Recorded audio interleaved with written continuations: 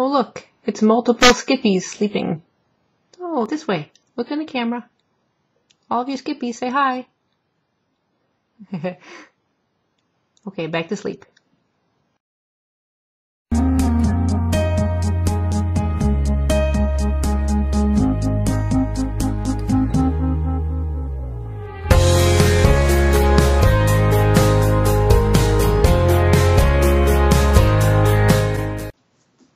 Hey everyone, welcome back. Today I'll be doing a review of Death Note. This is a Japanese manga, and it is written by I'll give this the best shot. Tsugumi Ohba and art by Takeshi Obata. This is the Black Edition, Volume 1, and within it contains Volume 1 and 2 in the series. There are a total of 6 of these Black Editions, and so a total of 12 individual volumes within this series. The Black Editions are really cool because they're completely surrounded in like that. And anyway, as a Japanese manga, you have to kind of get used to reading this book a little bit backwards. You read it back to front, and then once you're within the pages, you literally read right to left, and each panel right to left. So it takes a little getting used to, but well worth it with the story. So what's it about?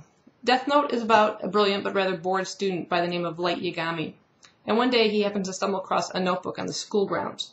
He picks it up, and on the cover is written the words Death Note, and inside the notebook states that any name that's written in the book, and if the person is picturing the face of that person as they write that name, that person will die. Now Light thinks this is some person's idea of a real sick joke. He says this can't be real. But he's bored. What else is he going to do? He decides to put the notebook to the test. Now he doesn't want to write just anybody else's name down, but he's been following in the newscasts of this it's like a hostage situation on TV. And it's a known fugitive. So he's been seeing this person's face on TV. He knows this criminal's name. And he decides who's going to miss this person. And here's these children that he's endangering. So he decides to write this person's name down in the notebook. Well, shortly afterwards, he sees all the kids are escaping unharmed out of the school. The authorities rush in and found that the hostage taker has dropped dead.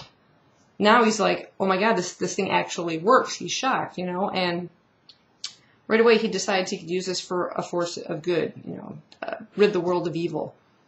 It seems, the pen is mightier than the sword, at least with the notebook in his hand. So he sets off to fill up the notebook. One day, Light is confronted by the original owner of the Death Note.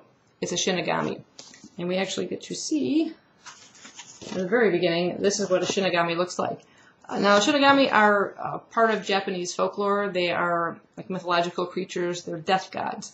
Nobody really believes they're true until now Light is staring one in the face. And it seems this particular Shinigami, whose name is Ryuk, I believe that's how it's pronounced, he was also bored. He decided to drop his Death Note on purpose within the world of humans to see what would happen. And quite surprised to see, here's this young boy taking up the notebook and filling it up. So Ryuk begins to follow Light around on a daily basis as Light kind of uncovers different uses and different ways that this notebook works. Now soon these numerous deaths of criminals start to draw suspicion from authorities, and a special task force is set up. There's a special operative known only by the initial L who's brought in to kind of investigate this. And what begins is sort of this cat and mouse game between L and Light, one trying to catch the other, one trying to evade the other, and it's really interesting to see them trying to outwit each other. I really enjoyed this book. I thought it was wonderful plot line. The artwork, like I said, is quite wonderful. Let's see if I can find some really good examples here. Some really nice full panels. There's throughout the book. Oh, here's one. There's like these big chapters you see, and also you see these sections here. These are some new points that Light kind of uncovers in how he can use the Death Note. Different rules in the way it would work. Some more of them too. So I really love the artwork within it. As you're reading this book, you find yourself kind of considering, what would you do if you found such a notebook?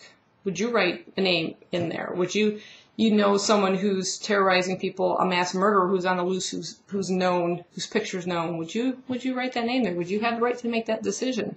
And it's interesting to see this main character kind of struggle with that decision, and then eventually literally finding ways to justify to himself each and every name that he writes in this book. So it's really interesting. I hear there's a lot more plot twists throughout the stories as you go along.